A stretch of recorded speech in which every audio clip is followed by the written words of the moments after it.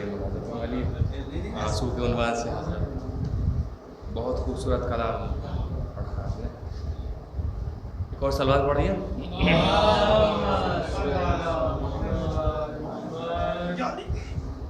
آنسو آنسو غم سرور میں ہمارے نکل آئے. آنسو غم سرور میں ہمارے نکل آئے. کیا خوب یہ بخشش کے سہارے نکل آئے. آنسو غم سرور میں ہمارے نکل آئے. آنسو غم سرور میں. ایک سلوات پڑھیے آپ نے. حر اور پسر حر نہ رکا فوج عدو سے. حر اور پسر حر نہ رکا فوج عدو سے. بدلی کو ہٹاتے ہوئے تارے نکل آئے. آنسو غم سرور میں ہمارے نکل آئے. آنسو غم سرور میں. بھڑکی تھی دل شاہ میں جو آگ آتش کی. بھڑکی تھی دل شاہ میں جو آگ آتش کی. جب سانس سینے سے شرارے نکل آئے. آنسو غم سرور میں ہمارے نکل آئے. آنسو غم سرور میں. واللہ قربانی شبیر کی حد ہے. جب نام لیا عشق ہمارے نکل آئے. آنسو غم سرور میں ہمارے نکل آئے. آنسو غم سرور میں. کیا شوق شہادت تھا کہ گہوار میں اصغر پاتے ہی شہیدی کے اشارے نکل آئے. آنسو غم سرور میں ہمارے نکل آئے. آنسو غم سرور میں. دریائے غم شے کی روانی میں ہم انوے بہتے ہوئے کوثر کے کنارے نکل آئے. آنسو غم سرور میں ہمارے نکل آئے. آنسو غم سرور میں.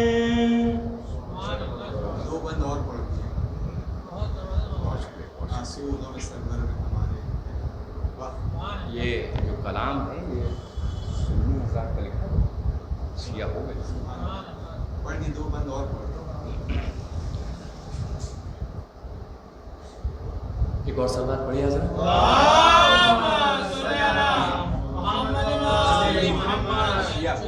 ان کے ہر کلام میں آپ کو جناب حر علیہ السلام کا ذکر ضرور ملے گا کیونکہ وہ فوج یزیدی کی طرف سے آئے تھے. تو ایک کلام کو ان کے دو چار شعر اور ملاحظہ ہماری فرمائشی.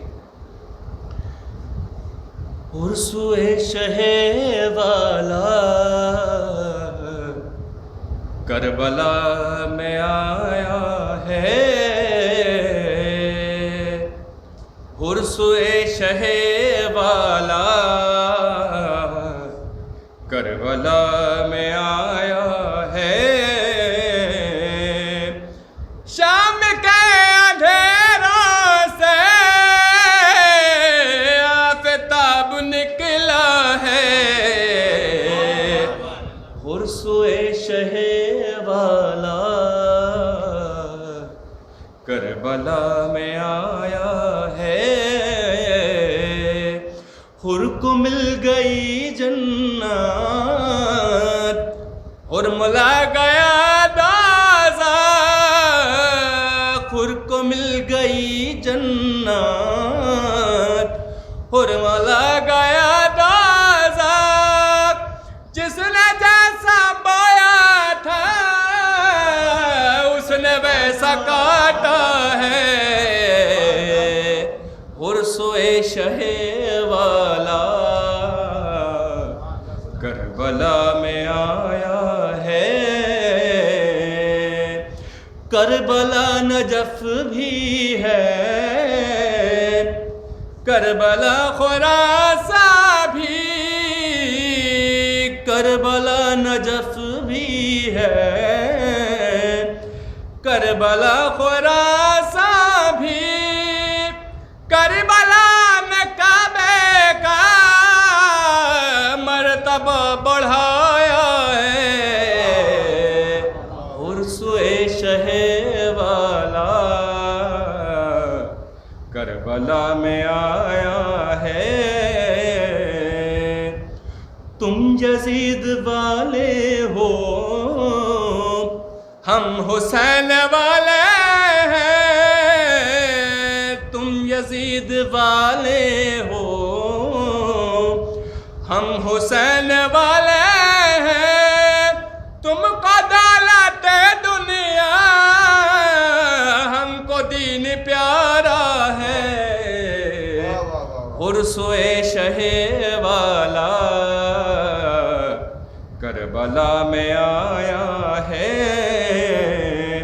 جس نہیں کو کہتے ہیں ہم جواب شاہدی، جس نہیں کو کہتے ہیں ہم جواب شاہدی، وہ یزید کے منہ پہ وقت کا تماچا ہے، اور سوئے شہ والا کربلا میں آیا ہے، شعر ملاحظہ فرمائیے بطور خاص، اشک ماتم شیخ کو لال بے بہا کہیے، اشک ماتم شیخ کو لال بے بہا کہیے، فاطمہ خریدیں گی جس کو یہ وہ سودا ہے، اور سوئے شہ والا کربلا میں آیا ہے، بے زبان بانوں کے مسکرا کے مقتل میں، بے زبان بانوں کے مسکرا کے مقتل میں، ایک تیر کھایا ہے ایک تیر مارا ہے، اور سوئے شہ والا کربلا میں آیا ہے، وہ حسین ہے جس نے کربلا میں سر دے کے، وہ حسین ہے جس نے کربلا میں سر دے کے دین کی مدد کی ہے، دین کو بچایا ہے، اور سوئے شہ والا کربلا میں آیا ہے، بے کسی کی راہوں میں اے نہال بادش ہے،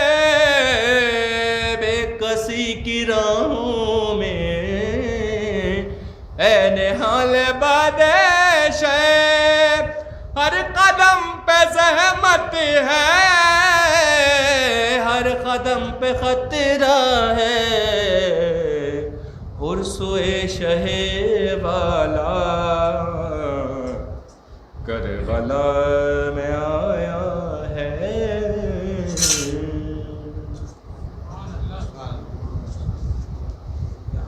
نعرہ صلوات،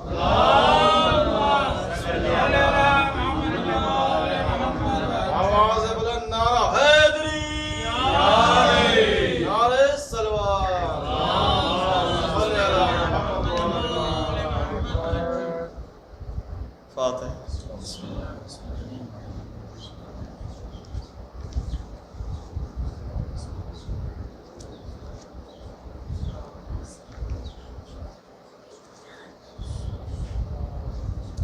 أعوذ بالله من الشيطان الرجيم،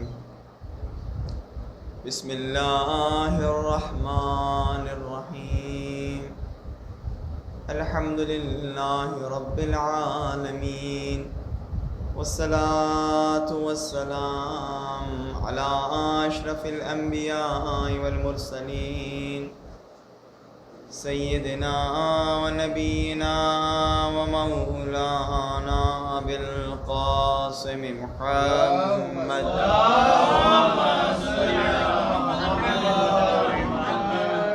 وآله الطيبين الطاهرين المعصومين المنتجبين المنتخبين، أما بعد، فقد قال رسول الله صلى الله عليه وآله وسلم: إن الحسين مصباح الهدى وسفينة النجاة۔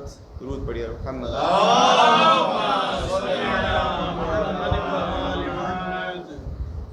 پروردگار نے ایک بار پھر ہم سب کو یہ توفیق عنایت دی ہے کہ ہم سب آج ایک بار پھر فرش عزا پہ آ سکیں اور اس کا ذکر کر سکیں کہ جس کا ذکر پوری کائنات کرتی۔ ہم سب کو پروردگار نے بقا کے لیے بھیجا ہے، باقی رہنے کے لیے بھیجا ہے، لیکن چونکہ مادے کی خصوصیت فنا ہے، مادے کی خصوصیت یہ ختم ہونا ہے، تو ہم ختم ہو جائیں گے، لیکن ایک ایسا انتظام پروردگار نے کر دیا، اور جس انتظام کے بارے میں بتلا دیا کہ اگر تم اس کاروان سے جڑ جاؤ گے، اس کشتی پہ سوار ہو جاؤ گے، تو تم بھی بقا پالو، تمہاری بھی بقا ہے۔ حسین کا ذکر، حسین کے اصحاب کا ذکر، حسین کے اولاد کا ذکر، بہت بڑی بات میں نے کر دی۔ اس ذوالجناح اور اس گھوڑے کا ذکر کیا دنیا بھلا سکتی ہے؟ کیا دنیا بھول جائے گی؟ ذوالجناح نے بھی اپنے آپ کو امام حسین سے منسوب کر کے اپنی یاد کو تا قیام قیامت باقی رکھا، اور یہ بقا اگر ہمیں پانا ہے تو ہم بھی اس کاروان عزا میں اور اس قافلے امام حسین میں سوار ہو جائیں۔ کیسے سوار ہو؟ ذکر حسین کر کے، یاد حسین کر کے، فرش عزا بچھا کر، تبرک کا انتظام کر کے، کالے پرچم لگا کے، حسین ابن علی کا ایک روایت پڑھ کے حسین کی شخصیت کو دوسروں تک کے پہچنوا کے، ورنہ ہم چاہے یہ عزا، چاہے یہ ماتمداری، چاہے سینہ زنی کریں یا نہ کریں، خدا کا وعدہ ہے حسین کا ذکر باقی رہے گا، اور واحد ایک ایسا ذکر ہے کہ جس ذکر میں آپ دیکھ رہے ہیں کہ کمی کہیں سے نہیں آ رہی ہے. کتنی بندشیں طول تاریخ میں ہر ظالم، ہر وہ انسان جو اپنے طاقت اور قدرت میں گھمنڈ کرتا تھا اس نے روکنے کی کوشش کی، لیکن کیا ذکر حسین، یاد حسین رک گیا؟ کیا ہم صدام کو بھول سکتے ہیں؟ 30 سال تک کے صدام نے 40 حسینی پر پابندی لگائی. کیا ہوا؟ دنیا نے دیکھ لیا کہ جیسے ہی صدام واصل جہنم ہوا، طول تاریخ میں، بشریت کی ہسٹری میں اتنا بڑا مجمع کہیں جمع نہیں ہوا ہے. اور یہ جو آج اب یہاں تو یہ تحلیل نہیں کی جاتی ہے، تفسیر نہیں کیا جاتا ہے، لیکن جہاں ہم رہتے ہیں اور چونکہ ایک اپنے لوگوں کی فضا ہے، سب شیعہ ہیں، تو وہاں جو تفسیر اور تحلیل اس بیماری کی کری جا رہی ہے وہاں دوسرے اینگل سے دیکھا جا رہا ہے. وہاں یہ کہا جا رہا ہے یہ جو بایولوجیکل اٹیک ہوا ہے یہ ایک پری پلان تھا. بند کس چیز کو کرنا چاہ رہے تھے؟ 40 حسین ابن علی کو. کیوں؟ اس لیے کہ 40 کے ذریعے، یعنی 40 جو لوگ خدا نے مجھے میری قسمت میں لکھا، اور پروردگار ہاں آپ سب کی قسمت میں زیارت 40 لکھ دے. 8 سال میں 40 پروردگار نے میری قسمت میں گیا. اور اس نجف سے کربلا تو ایک راستہ یہاں دکھایا جاتا ہے، اس تذکرہ ہوتا ہے. کاظمین سے بھی وہی حال ہے، بغداد کے راستے سے بھی وہی حال ہے، وہی انتظام. تو بہت سارے یورپین، بہت سارے غیر مسلم اس 40 کی طرف متوجہ ہو رہے تھے. پتہ ہے ایک جو کچھ لوگ آئے ہوئے تھے وہاں، وہ یہ کہہ رہے تھے کہ ہم لوگ کو یہ کہا گیا ہے کہ آپ صرف ٹکٹ کا پیسہ دیے، باقی کھانا آپ کا فری، رہنا آپ کا فری، گاڑیوں میں اور ٹریول کرنا آپ کا فری. تو وہ لوگ کہنے لگے کہ ایسے کیسے فری؟ اور کہا فری نہیں بلکہ رسپیکٹ کے ساتھ، التماس کے ساتھ. کہا وہ لوگ جب یہاں 40 نجف کربلا کے راستے میں آئے اور جب ان سے انٹرویو لیا گیا، وہ لوگ حیرت زدے تھے کہ دنیا میں کوئی ایسا نہیں کرتا جس کو دیکھا نہیں. اب وہ یہ کہہ رہے ہیں ورنہ کوئی ایسا جو اس راستے پر سوار ہے، کاروان عزا پر سوار ہے، اس قافلے میں، اس کشتی نجات پہ سوار ہے، وہ دیکھ رہا ہے، وہ سمجھ رہا ہے وہ برکتیں، وہ رحمتیں جو ان کی طرف سے عنایت ہو رہی ہیں. کہا اب یہ تو ہو ہی نہیں سکتا دنیا میں. یہ کون ہے آخر حسین کہ جس کے نام سے 80 کلومیٹر لوگ کھلا رہے ہیں، بانٹ رہے ہیں. اور یہ نہیں کہ مطلب کنجوسی کریں، کہ مطلب سستے میں وہ نہیں، جو کچھ ان کے پاس. خدا کی قسم میں نے خود دیکھا، یعنی اگر آپ ان کو دیکھتے تو آپ ترس کھا کے ان کے جیب میں کچھ رکھ دیتے. لیکن جو دسترخوان بچھایا تھا، جو دسترخوان میں التماس کرتے، خدا کی قسم راستے میں عورتیں لیٹ جاتی ہیں، بسوں کو آگے بڑھنے نہیں دیتی ہیں. اور اگر آپ سید ہو، یعنی اگر آپ نے شال ڈالی ہو یا آپ لباس میں ہو، تب تو آپ کو جانے ہی نہیں دیتی کہ سید آپ کو یہاں رک کر جانا ہے.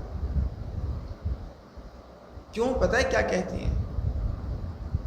کیا بتاؤں، مصائب میں نہیں پڑھ رہا، لیکن جب حسین کربلا پہنچے تو بنی اسد والوں سے کیا کہا کہ اس زمین کو میں خریدنا چاہتا ہوں. کہا مولا آپ رسول کے نواسے ہیں، آپ مہمان رہیے، جتنے دن آپ مہمان رہنا چاہتے ہیں آپ مہمان. کہا نہیں، میں یہ زمین اس لیے خریدنا چاہتا ہوں کہ میرے بعد یہاں میرے چاہنے والے آئیں گے میرے قبر اور میرے حرم کی زیارت کے لیے، اور تمہاری ذمہ داری یہ ہے کہ تم 3 دن تک کے اس کو مہمان رکھنا اور کہنا کہ تمہارے مولا نے یہ زمین تمہارے نام کر۔ تو اس میں سے بہت سارے بنی اسد کے گھرانے سے اور خاندان سے تعلق رکھتے ہیں۔ اربعین حسینی، یاد حسین، ذکر حسین، اس یعنی واحد ایک ایسا، میں کہا واحد ایک ایسی شخصیت ہے کہ جہاں روایات بھی عجیب ہیں کہ آپ اگر امام حسین کے نام پہ جو کچھ خرچ کر رہے ہیں، کہیں اور آپ کو یہ نہیں ملے گا، جو کچھ خرچ کر رہے ہیں اتنا حساب کر کے آپ کو اسی دنیا میں دے دیا جائے گا۔ بعض روایتیں ایسی ہیں کہ اگر آپ زیارت امام حسین کے لیے نکلے ہیں اور زیارت میں جو آپ نے خرچہ کیا، یعنی گھر سے جو آپ نے شتابدی کا ٹکٹ لیا، جہاز کا ٹکٹ لیا، راستے میں جو کچھ آپ نے خرچ کیا، روایت کے جو میں اپنی طرف سے نہیں، کہ 1 سال کے اندر آپ کو وہ پیسہ لوٹا دیا جائے گا۔ یعنی مولا میرے پاس مال نہیں ہے، میرے پاس دولت نہیں ہے، لیکن ہم مولا کے سامنے، حسین کے سامنے یہ آ کر تو یہ کہیں مولا میں بھی چاہتا ہوں آپ کے خادم بنوں، میں بھی چاہتا ہوں کہ آپ کے نام پہ لوگوں کے لیے دسترخوان بچھاؤں۔ میں 40 میں 1 سال گیا تھا تو ایک خاتون کا انٹرویو آ رہا تھا۔ انٹرویو میں وہ خاتون پتہ کیا کہہ رہی تھی کہ میں ہر سال امام حسین کے زائروں کے لیے بکرے کا گوشت، چھوٹے کا گوشت کا انتظام کرتی تھی اور ان کو اچھے سے اچھا کھانا کھلاتی تھی۔ اور وہ یہ فرماتی ہیں کہ اس سال کسی مشکلات کی بنا پر میں نہیں کر پائی، کہ میں بہت اداس تھی۔ اب دیکھیے چاہت یہ ہے کہ میں بہت اداس تھی، میں فکر مند تھی، 40 نزدیک ہے اور کوئی انتظام نہیں ہو پایا۔ کہا اسی بین میں جو میں امام حسین سے دعا کر رہی تھی اور اللہ کے بارگاہ میں دست دعا بلند کی تھی، تو میرا ایک چھوٹا بچہ، بیوہ عورت تھی، کہا میرا ایک چھوٹا بچہ میرے پیروں سے آ کے لپٹ گیا۔ کہا میں نے دیکھا ہی نہیں کہ وہ کیوں رو رہا ہے، کیا کر رہا ہے۔ میں نے کہا اس کو پکڑا اور اللہ کے سامنے پیش کیا، پروردگار اس کو مجھ سے لے لے اور اس کے بدلے میں ایک بکرا بھیج دے۔ کہا بس یہ کہنا تھا، میں نے یہ جو جملے میرے زبان سے نکلے، کہا کسی نے دق الباب کیا۔ کہا جب میں دروازے میں گئی اور دروازہ کھولا، کہا دیکھا ایک آدمی کھڑا ہوا، کہا بی بی آپ ہر سال دسترخوان بچھاتی ہیں، یہ 2 بکرے میری طرف سے آج اس سال آپ دسترخوان حسین ابن علی کا بچھا۔ یہ ہے چاہت، یہ ہے وہ سمجھ جسے کہا جاتا ہے، یہ ہے وہ شعور، یہ ہے وہ عقل کہ جو یہ بیوی بتا رہی ہیں ہمیں کہ بھائی اس راہ میں ہماری طرف سے کچھ نہیں لگتا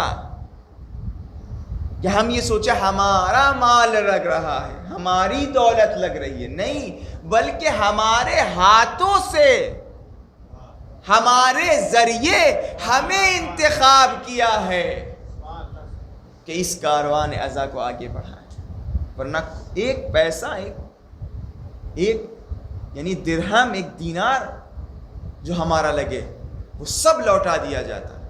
چونکہ میں نے کل بھی کہا تھا اہل بیت کسی کے مدیون نہیں ہے، کسی کے قرضدار نہیں رہیں گے، اور جو صاحب عزا ہے، جو وقت کا امام ہے، وہ اصلی صاحب عزا، اور وہ اپنے خادموں کو جو رزق ہے وہ بانٹتا ہے بس۔ لیکن اس بارگاہ میں آنے کے بعد یہ دکھا دیں کہ مولا میرے پاس کچھ نہیں ہے، میں بہت گناہ گار انسان ہوں، لیکن مجھے بھی خدمت کا شرف مل جائے، مجھے بھی خدمت کا شرف۔ کس کی خدمت؟ حسین ابن علی، حسین ابن علی، حسین ابن علی، جس کے لیے یہ کہا جاتا ہے، فارسی کا شعر ہے کہ اگر 100 مرتبہ بھی گلاب سے اپنے منہ کو دھو لیا تب بھی حسین کا نام لینا کمال بی ادبی است. یہ وہ ذات ہے جس کا ذکر تمام مخلوقات، تمام خلقت ما یرا و ما لا یرا کرتی. کون حسین؟ کہ جس کے لیے روایتوں میں یہ ملتا ہے کہ اگر کسی نے ہمارے جد حسین ابن علی پر گریہ کیا تو ہمارے اجداد حاضر ہو جاتے ہیں کہ جب روح جسم سے اس انسان کی نکل رہی ہوتی. امام صادق علیہ السلام فرما رہے ہیں.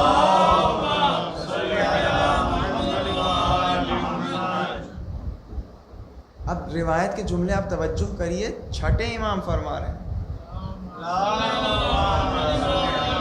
یہ نہیں کہا مولا علی حاضر ہو جاتے ہیں، یہ نہیں کہا مولا حسن حاضر ہو جاتے ہیں، کہا ہمارے اجداد حاضر ہو جاتے ہیں، اور حاضر ہونے کے بعد ملک الموت کو سفارش کرتے ہیں اور کہتے ہیں حاضر ہونے کے بعد اس عزادار حسین ابن علی کو جنت کی بشارت دیتے ہیں. یعنی کیا؟ آپ کو پتہ ہے کہ جب جسم سے روح نکلتی ہے تو بہت سختی سے نکلتی ہے، کہ یہ وہ لمحہ ہوتا ہے کہ جہاں انسان کا ایمان بھی ڈگمگا جاتا ہے. ایک شخص تھا، بہت پیسے والا تھا، اس کے پاس بہت مال و دولت. آخری وقت اس کا جب قریب آیا حالت احتضار میں تو بچوں نے کہا کہو اشہد ان لا الہ الا اللہ. اس نے منہ پھیر لیا، بچے ادھر جا کے بیٹھ گئے، کہا کہو اشہد ان لا الہ الا اللہ، پھر منہ پھیر لیا. بہرحال اس کی موت نہیں آئی، وہ ٹھیک ہو گیا. ٹھیک ہونے کے بعد جب 1 ہفتے 2 ہفتے گزرے تو بچوں نے کہا یہ بابا جان یہ بتائیے، حالت احتضار میں چونکہ ابھی ہوش و حواس رہتے ہیں انسان، کہا بابا جان یہ بتائیے کہ آپ سے ہم شہادتین کی تلقین کر رہے تھے اور آپ منہ پھیر لیتے تھے، کیا ماجرا ہے؟ کیا بتائیں؟ شیطان سامنے کھڑا ہوا تھا، کہہ رہا تھا کہ تم چاہتے ہو کہ یہ تمہارے مال و دولت، یہ تمہارے پیسے، یہ درہم و دینار میں نہ جلاؤں، آگ نہ لگاؤں، تو اشہد ان لا الہ الا اللہ مت کہنا. اگر تم نے کہا تو یہ مال و دولت یا تمہارے پیسے میں آگ لگا دوں گا. کہ اس لیے چونکہ مجھے مال و دولت سے زندگی بھر الفت رہی، محبت رہی، تو میری زبان قاصر ہو گئی شہادتین کہنے سے، قاصر ہو گئی شہادتین کہنے سے. اب یعنی یہ ایک مرحلہ. دوسرا مرحلہ یہ کہ بعض روایتوں میں ملتا ہے کہ جب روح جسم سے نکل رہی ہوتی تو اتنا سخت اور اتنا گرا گزرتا ہے تو شیطان اس وقت وسوسہ کرتا ہے، تم چاہتے ہو کہ تمہیں اس سختی سے نجات دے دے؟ اگر تم چاہتے ہو اس سختی سے نجات دے دے تو تم ہم پر ایمان لے آؤ. اب یعنی انسان کو سخت ہے نا، روح جس کا تعلق جسم سے رہا اتنا سال، لیکن اگر کوئی حسین پر گریہ کرے گا، کوئی اگر یاد حسین منائے گا تو امام فرماتے ہیں کیا کہ ہمارے اجداد حاضر ہو جاتے ہیں اور اس کو بشارت دیتے ہیں. تو جب بشارت دیتے یعنی کیا کہنا چاہیں؟ یعنی انسان با ایمان اس دنیا سے جائے گا، اس کی جسم، اس کی روح جسم سے آسانی سے پرواز کر جائے گی. کہ اسی لیے کہا جاتا ہے کہ مومن کی روح جسم سے ویسے ہی نکلتی ہے جیسے پھول سے خوشبو. یہ ہے جس کا ذکر ہم اور آپ کر رہے ہیں، جس کا تذکرہ ہم اور آپ کر رہے ہیں. اب میں نے اتنی روایتیں آپ کے سامنے پڑھی اور مجھے یاد بھی نہیں، میں روایتوں کی تو بہت ساری روایتیں لکھی ہیں، لیکن کون سی روایت یہاں پڑھی کون سی نہیں پڑھی یہ مجھے بھی یاد نہیں ہے. اور بس پر جو روایتیں موضوع کے اعتبار سے ہے تو میں آپ کے سامنے پیش کر رہا ہوں. ایک صلوات بھیجیے پر محمد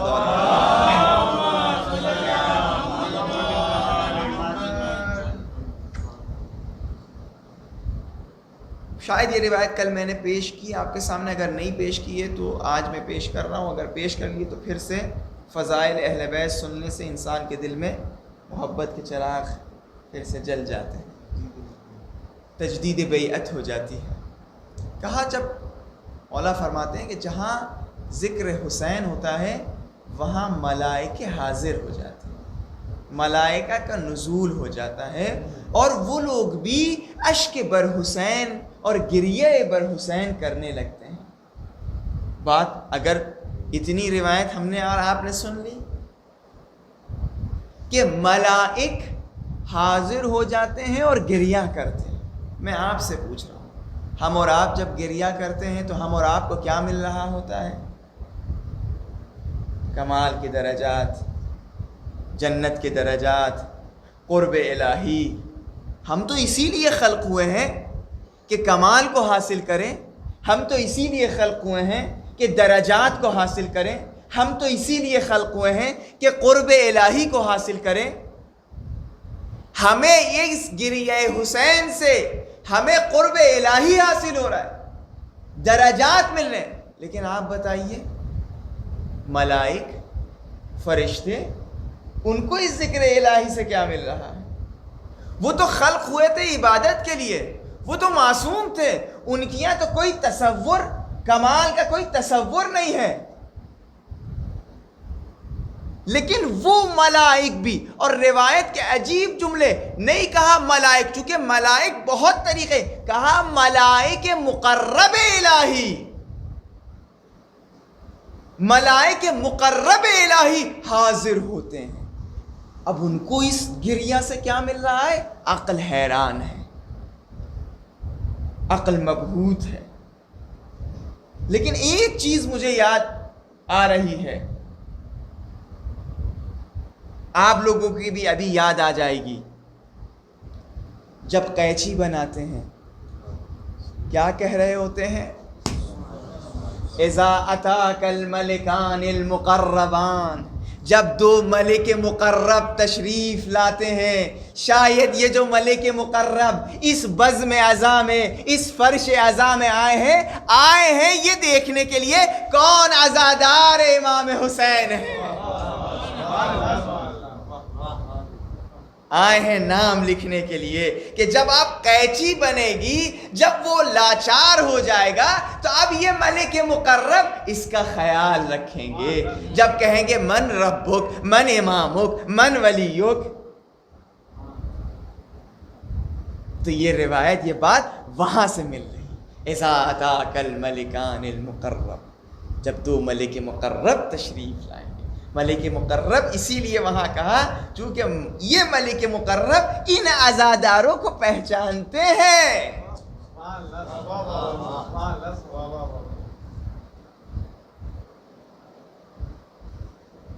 کوئی کیا بتائے میں، کیا ہے حسین ابن علی، یہ عشق ہے کیا؟ فارسی کا ایک مداح تھا مرحوم سید جواد ذاکر،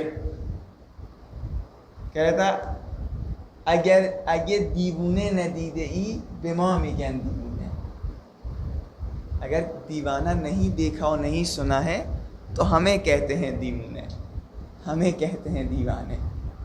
موراز عقل و عاقلاں، ہمیں عقل و عاقلوں کے شہر سے نکال دیا گیا ہے، کہ ارے پتہ نہیں یہ کس عشق میں مجنون ہے، ہاں ہمیں اسی عشق میں رہنے دیے۔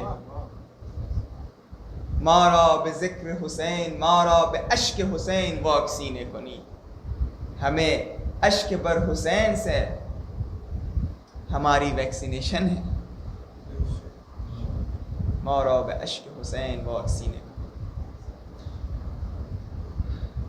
میں ہر روز آپ دیکھ رہے ہیں کہ کتاب کاپی کھول کر لے کر آ رہا ہوں کہ موضوع پر آؤں، لیکن بات ہی شروع ہی نہیں ہو پا رہی ہے، حسین پہ شروع ہوتی ہے اور حسین پہ ختم ہوتی ہے، اور شاید ان ایام کے حق بھی یہی ہے کہ حسین سے آغاز ہو اور حسین پہ ختم ہو، اور شاید ہماری زندگی کا فلسفہ بھی یہی ہو۔ اور جو لوگ یہ قیمہ امام حسین کا، میں نے قصہ کل بتایا تھا، امام حسین کے قیمہ ایک شخص آیا تھا، ایک صلوات بھیجیے ورحمۃ اللہ۔ اس راہ میں جب کوئی سوار ہو جاتا ہے، کوئی آ جاتا ہے، اس کے دل سے پوچھئے وہ کہ رہتا زمین پر ہے، سیر اس کی آسمانوں پر ہوتی ہے. یہ ایسا ذکر ہے. یعنی میں ابھی یقین کریے میں جو بتا رہا ہوں، چونکہ میری مجبوری یہ ہے کہ میری اردو اتنی صاف نہیں ہے اور میں پرشین سے مستقل جلدی ٹرانسلیٹ کر رہا ہوتا ہوں، تو میں وہ کیفیت نہیں پتہ میں منتقل کر پا رہا ہوں کہ نہیں منتقل کر پا رہا ہوں کہ یہ ذکر اور یہ عشق کیسا ہے. کہ ایک شخص ایران میں تھا، وہ بہرحال یہ مجلس اعضاء و فرشہ تھا، جیسے ہم لوگوں کے بعض عقل مند جو بظاہر ہوتے ہیں اور بظاہر ان کے پاس مال و دولت آ جاتی ہے تو کھڑے ہو جاتے ہیں دور میں جا کے، فرش اعضاء کہیں بچھا ہوتا ہے اور وہ کہیں کھڑے ہو جاتے ہیں، دیکھا ہوگا اکثر. اور ان سے کہا بھی جائے کہ ارے کون جوتے اتارے کون بیٹھے، تو وہ جوتے اتارنے کی بات نہیں ہو رہی ہوتی ہے، ان کو شرف ہی نہیں مل رہا ہوتا کہ فرش اعضاء پر آ کے بیٹھے.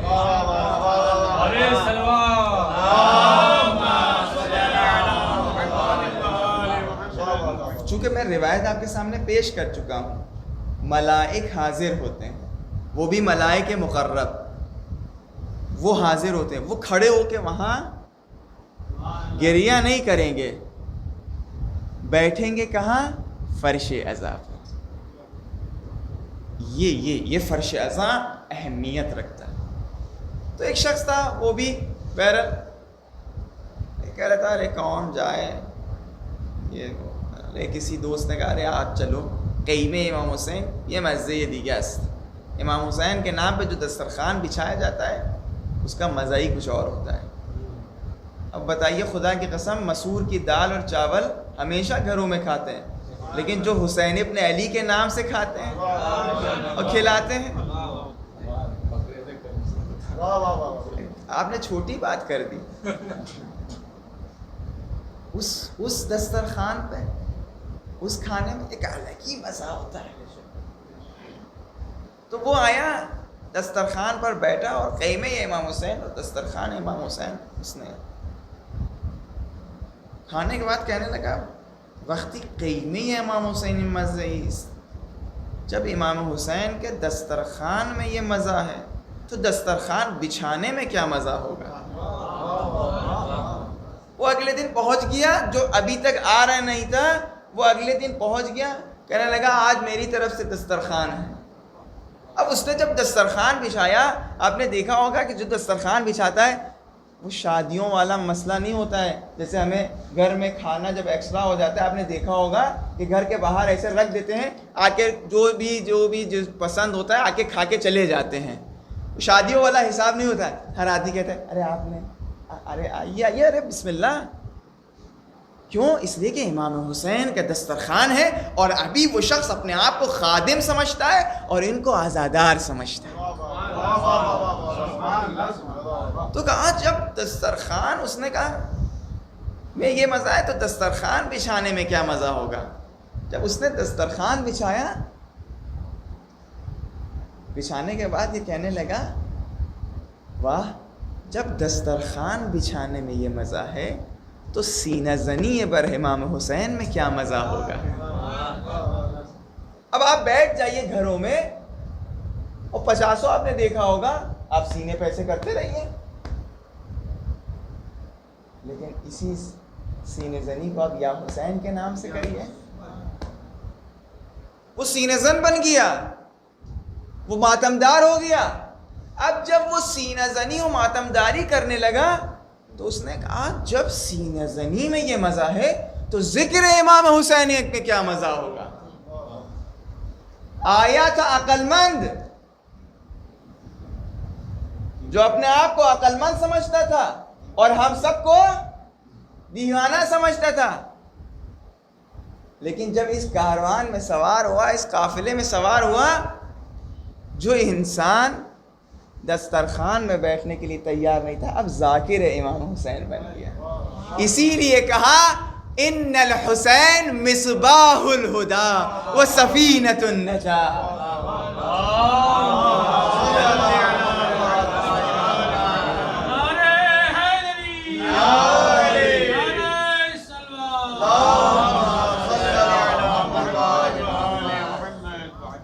یہ ہے حسین ابن علی